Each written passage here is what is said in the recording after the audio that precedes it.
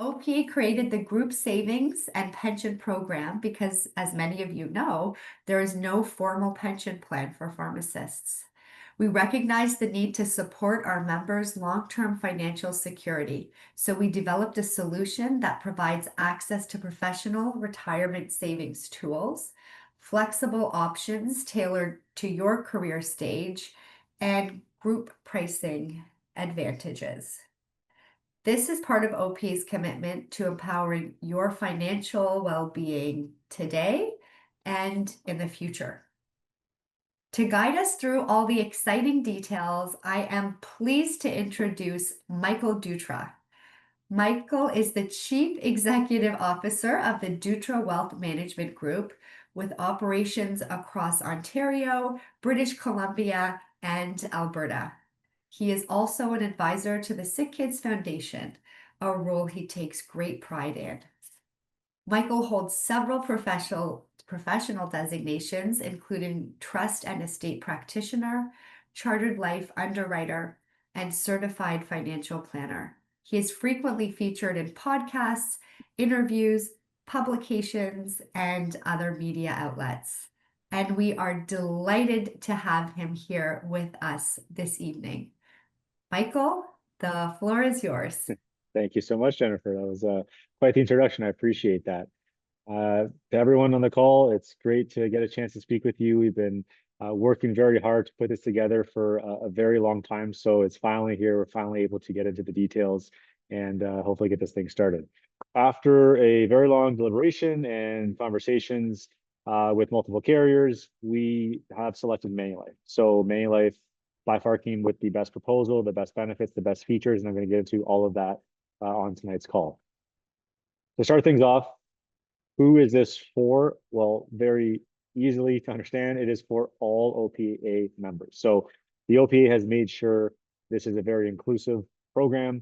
Nobody's left in the cracks. So whether you're a pharmacist, a pharmacy technician, a student, or anything in between, this plan has been designed to ensure everybody can participate. So that's great news. There's essentially no limitations as long as you're an OPA member.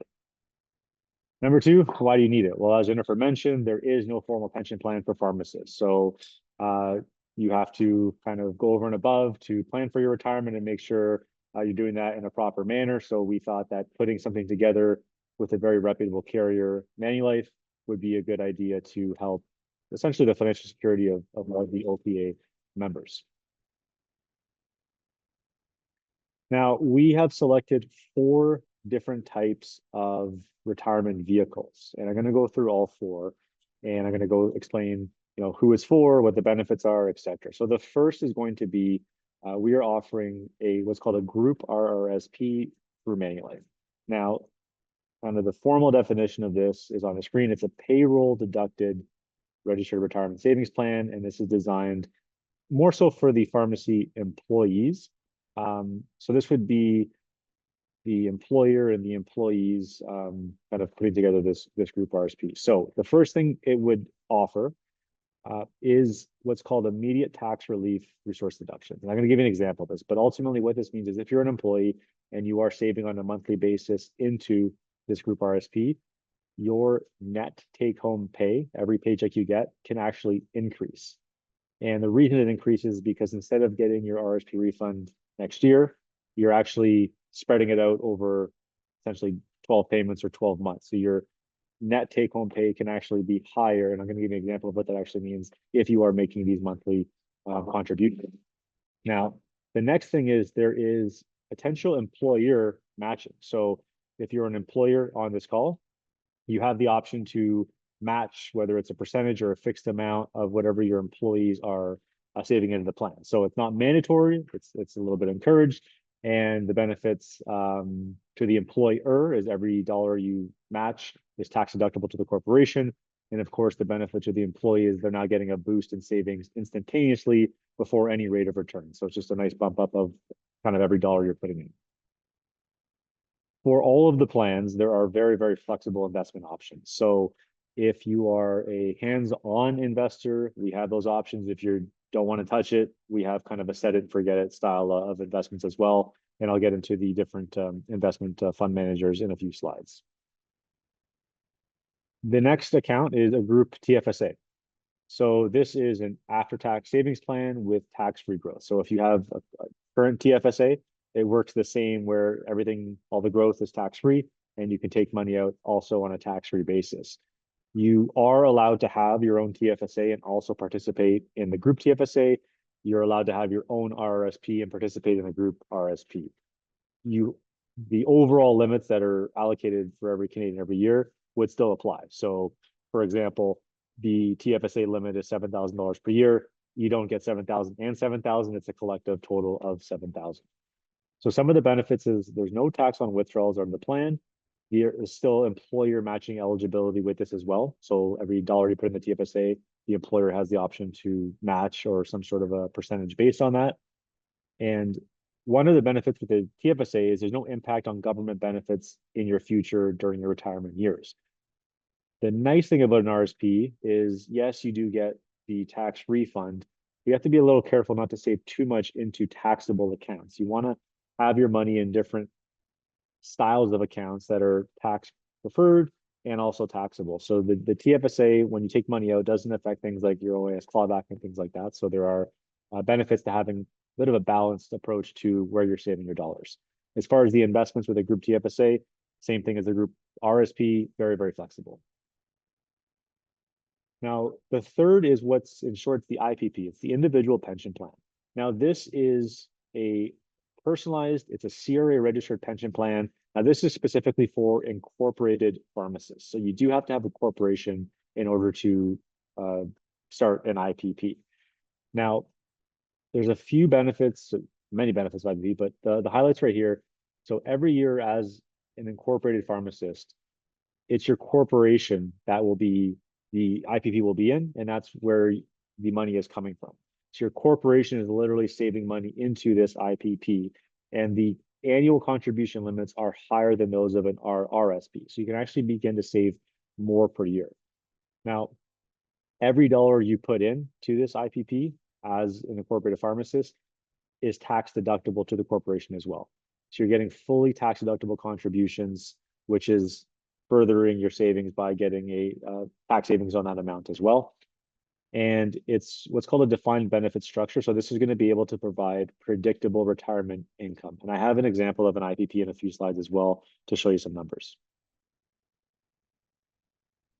Just one more point here. So with creditor protection, so for the most part, an IPP is creditor protected as well. So even though the money's in your corporation, there's a big benefit to the incorporated pharmacist, that being creditor protection.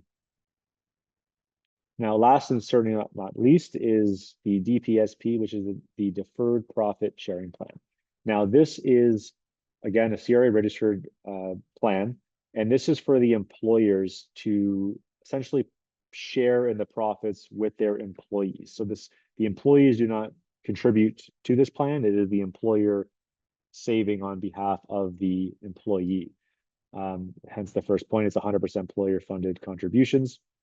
It's tax deferred growth within the plan. So the employee will not have a tax bill as this is growing, but there will be tax on the way out.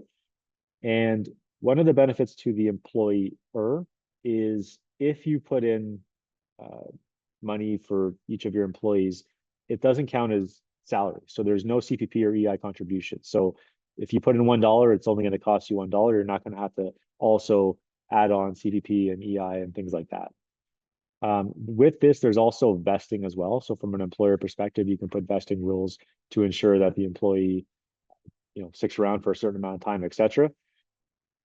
All of the plans are good for a variety of reasons. Of course, the financial long-term benefits, but one of the benefits from an employer-employee relationship is that of this isn't like a magnet. This helps attract good talent. This helps keep good talent. So if there's an employee perhaps thinking between two pharmacists to work at or two pharmacies to work at, this, in my experience, leans them towards the one that has the group savings plan, the matching plan, etc. It's a nice bump up of income, of benefits without always having to pay more in salary. Now, I'm going to go back to the group RSP and give you an example when I talked about how do you net more per paycheck. So let's say your annual income is $60,000 and you're in the 30% tax bracket. Normally, you're going to pay tax every single month on $5,000 per month. But if you were contributing $500 a month into the group RSP, you're only now being taxed on $4,500. So what that means is the $500 difference at a 30% tax rate, you're going to be getting $150 more every single month in take-home pay. That's essentially your RSP refund being given to you earlier than having to wait for the check at the end of next year or the beginning of the following year. So although it's nice to get that check, some people don't know that you can actually get that a lot sooner. And if you look at the time value of money, it may be more beneficial to just get essentially paid a bit more every single month instead. Now, for the IPP example, this is directly from Manulife. So they had an example, pharmacist was 50, average salary was about 175,000, and their retirement age was 65.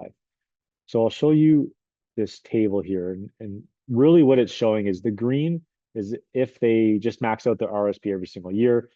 The blue and the kind of the darker blue is the IPP with something called past service or no past service. All this is trying to show is because you're allowed to save more than your RSP limit, you're getting the tax deductions from all the corporate contributions and a few other perks. There's a big advantage, whether it's this says 1.4 million, whether it's 400,000, whether it's somewhere in between. If properly done, you can really have a very large delta with moving forward with the IPP.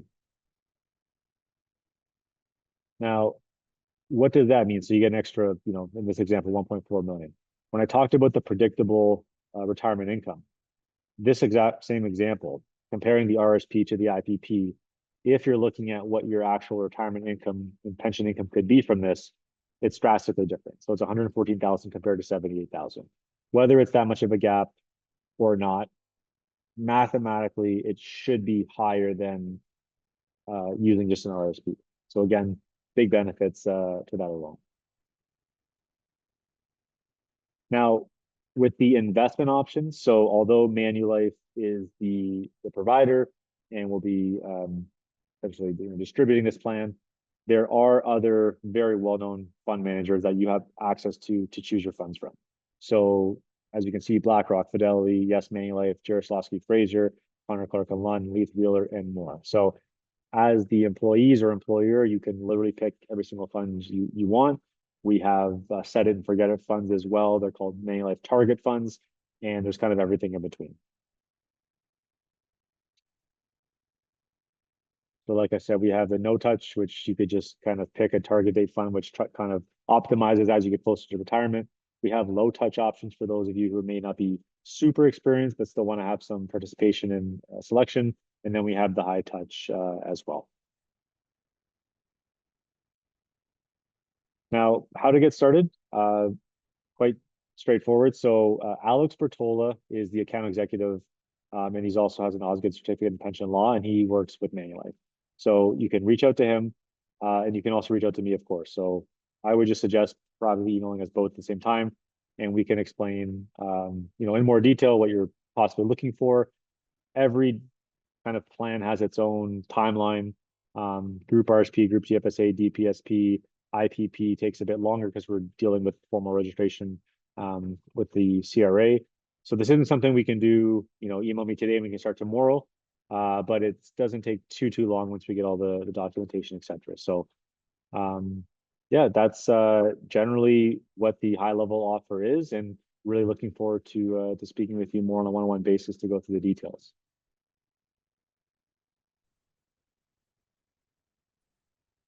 Thank you. Thank you so much, Michael. That was really, really interesting. And I know, again, I said this being something that our members have been very interested in learning about for quite some time. I'm sure that they had some interesting takeaways as well from the presentation. So I do have some questions that were submitted from a couple of people who weren't able to join us.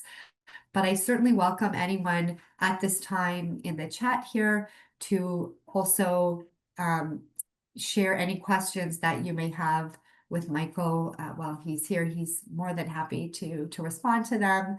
however, simple or complex you may think they are, this is the right time and the right place to share and put them forward. And in this case, everyone can also take the opportunity to learn from a question that you may have. So I do have a couple of questions, like I said, Michael, that were submitted in advance by some of Yeah, the let's start with those. Sure, let's kick things off. attend. So yeah, so one of them, actually really interesting question is, can I have a personal RRSP or TFSA outside of this group plan? You may have touched on this a little bit, but maybe you could explore a little bit more. And how does it affect my contribution room?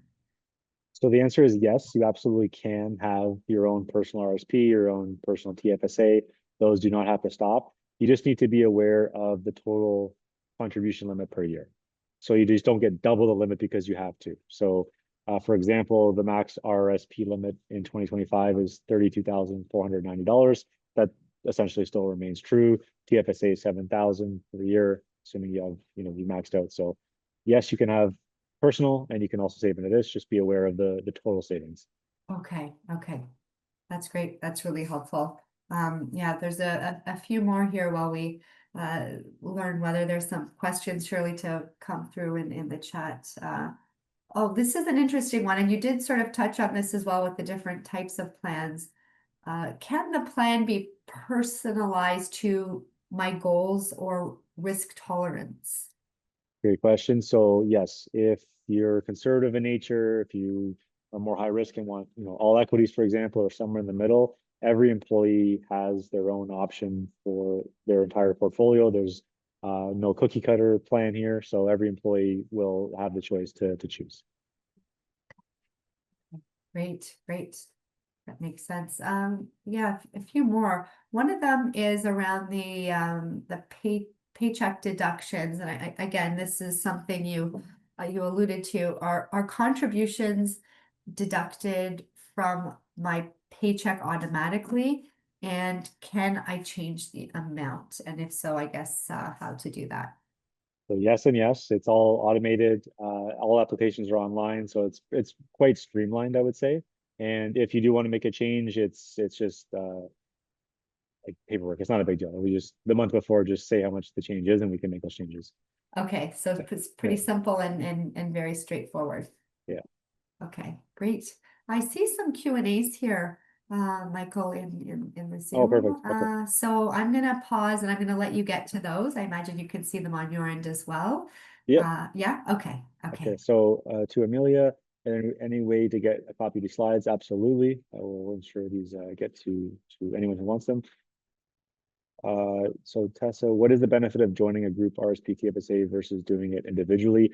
So there's a few benefits. The biggest may be if the employer is willing to do some sort of a matching or a percentage, et cetera. Because if you're putting in $100 and they're matching, they're giving you $10 or $20 or $50, that's an instant rate of return before the actual, potential rate of return. So there's a big benefit mathematically to getting dollars added to your dollars instantaneously.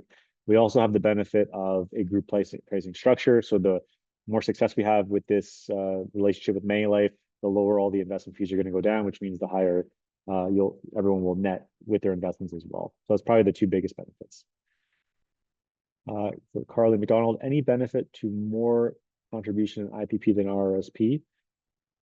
So definitely just mathematically, if you can put in, 37,000 to an IPP and only 32 to an RSP every single year, as long as you're keeping up with that, the end result is going to be a better retirement and more money for you. So the limit does make a huge difference, and then the fact that it's actually tax deductible to the corporation as well is also a nice perk.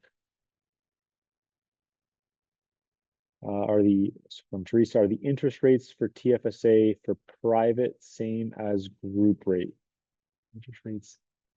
When you say interest rates, I'm going to assume the rate of return you may mean. Perhaps Teresa could re-ask that, but are these rates for TFSA for private same as group rate? I don't fully grasp that question, so I don't want to answer it incorrectly. Maybe we could, if Teresa, you could ask again. I'd be more than happy to answer that. So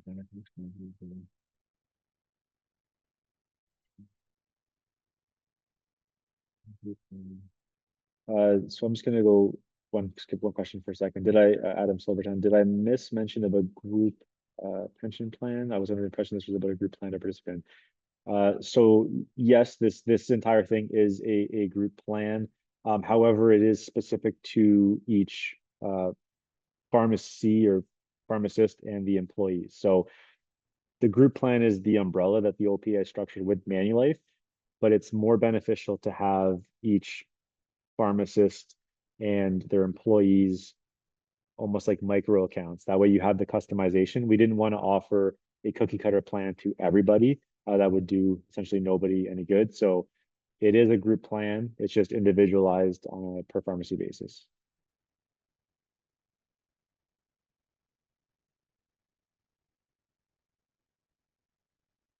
The next question, if you're already part of a defined contribution plan from an employer, can you also yeah, with as long as it just depends on the annual limits. So you just have to be careful with that question to Bernard. Carly McDonald, can RSP be done other way than payroll deducted? Really, pharmacy wishing, can I contribute? It's usually is just payroll deducted. I can look into that, but for the most part, you can do like manual if like say like a lump sum once a year you want to do, you're eligible to do that as well. But generally speaking, it is an automated withdrawal.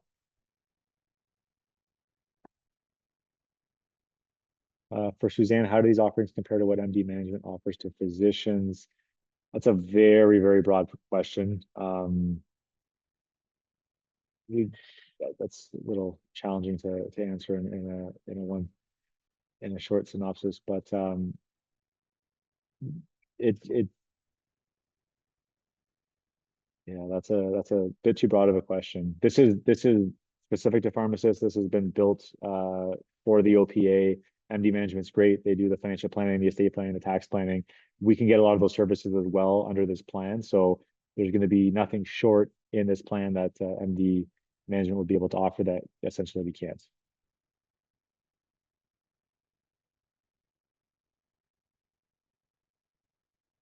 Sarah Blythe, am I able to participate as an individual pharmacist if my employer does not want to participate? Yes, so we do have a backup if the employer does not want to participate, the employee, we can still set that up. You, of course, wouldn't get the matching because the employer is not, I guess, interested in doing so. I would encourage that if the employer is, they don't have to match. That's not a mandatory thing. It'd be nice, but it's not mandatory. But even if they don't want to match, if they were just to allow the employees to set up the plan to save on their own terms, there's really no downside to the pharmacist. So we'll try and explain that to increase participation. But if for whatever reason they absolutely do not want to participate, yes, the employee or an individual pharmacist can still participate in the group savings plan.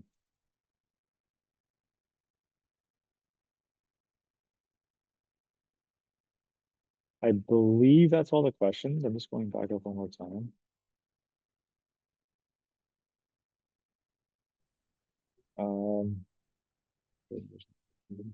Yeah, if you had a chance to scroll down there, Michael, oh, sorry, my apologies. yeah. Nelson, I'm over 65. Should I still contribute to RSP? That's a loaded question. I'd have to ask you a lot more questions about. We can certainly take that offline, but there's a lot of questions I have to ask you to know if you should contribute to an RSP. And Suzanne, thank you as well for listening. I appreciate that.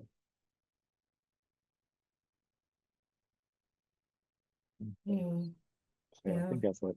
Yeah, that was great. Thank you so much, Michael, and thanks everyone for joining today.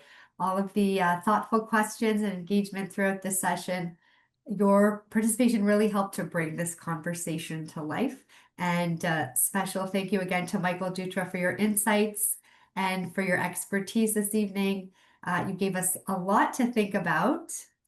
And as you mentioned, anyone who would like to revisit the conversation, they're welcome to also share it with their colleagues. Today's webinar will be available for Good. future viewing. Yeah. Excellent. Yeah. Mhm. So once again, we sincerely appreciate your involvement. We're confident you've taken plenty of new information away this evening. Thanks again, and we wish everyone a wonderful evening. Enjoy the rest of your night while these fall evenings are still being kind to us, this lovely weather. Thank you. Thank you, everyone. Thanks, Michael. Take care.